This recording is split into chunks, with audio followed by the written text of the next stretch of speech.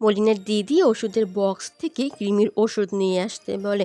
বন্ধনের নিশ্চয়ই কৃমি হয়েছে, সেই জন্যই স্বাস্থ্যের এই হাল। রাখিকেও একটু খাইয়ে দিতে বলে, কিন্তু রাখি বলে না না, আমাদের কৃমি হয়নি, তোমার মুখ দেখি বোঝা যাচ্ছে কৃমি তোমার হয়েছে। মলিনা তখন রাখিকে আদর করে বলতে থাকে, না মা, বড়দের এসব কথা বলতে নেই। বন্ধনকে ফল কেটে সুন্দর করে বসিয়ে ফল খেতে দেয়। রাখি আস্তে আস্তে বন্ধনকে বলতে থাকে, খাস না দাদা, এমনি এমনি দেয়নি, নিশ্চয়ই কোনো কারণ আছে, একটু পরে সে নিয়ে যাবে। মিমি বাড়িতে ফিরলে মিমিকে বকাঝকা করতে থাকে মলিনা। রাখি কত ভালো আর মিমি কত খারাপ।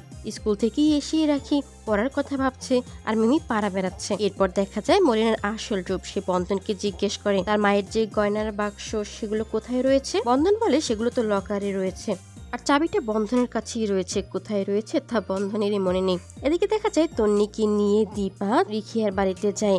সে তন্নিকে নববর্ষের গিফট কিনে দিয়েছে, তাই তানের জন্য কিনে নিয়ে এসেছে। কিছুক্ষণ পরেই দেখা যায় তন্নির বাবাও সেখানে সে উপস্থিত হয়েছে। সে একটি জরুরি কাগজে রিখিয়ার থেকে সাইন নিবে। তাই হঠাৎ দীপা রিখিয়াকে প্রশ্ন করে, তাদের সম্পর্কটা কেন এভাবে ভেঙে গেল। রিখিয়া তখন তানের কথা খুলে বলে।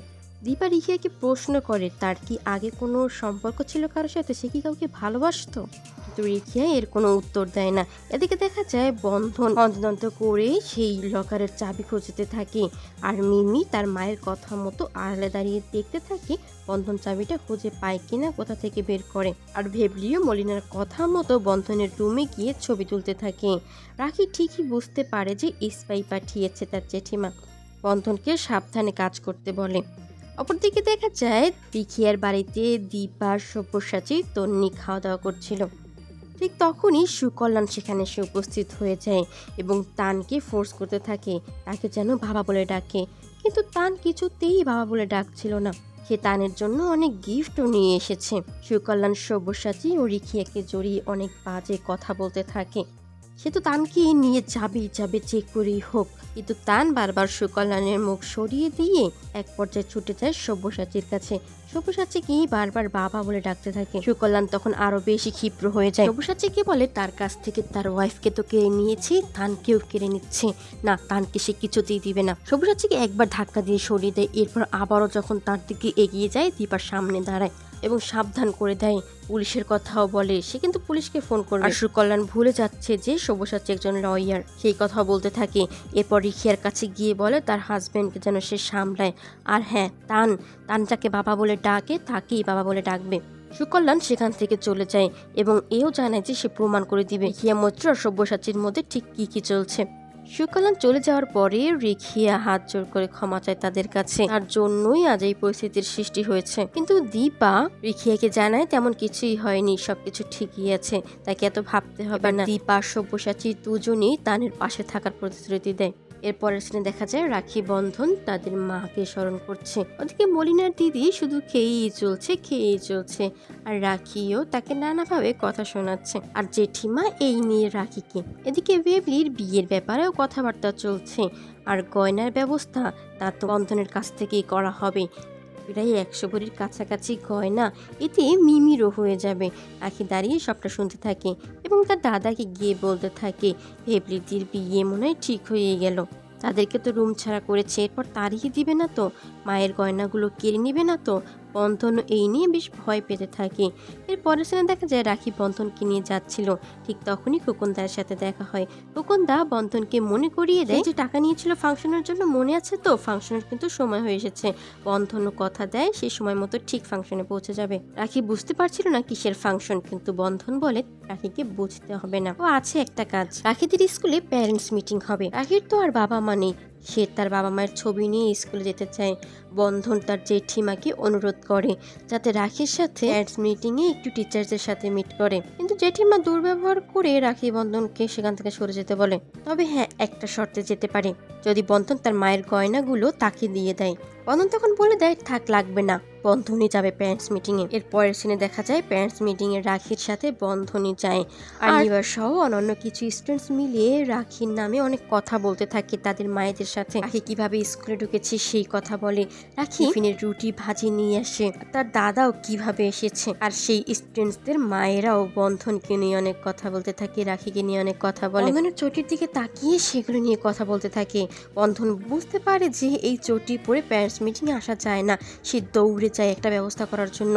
দারোয়ানকে 100 টাকা দিয়ে তার থেকে তার জুতাটা চায়। কিছুক্ষণের জন্য 15 মিনিট পর সে এসে ফিরিয়ে দিয়ে যাবে।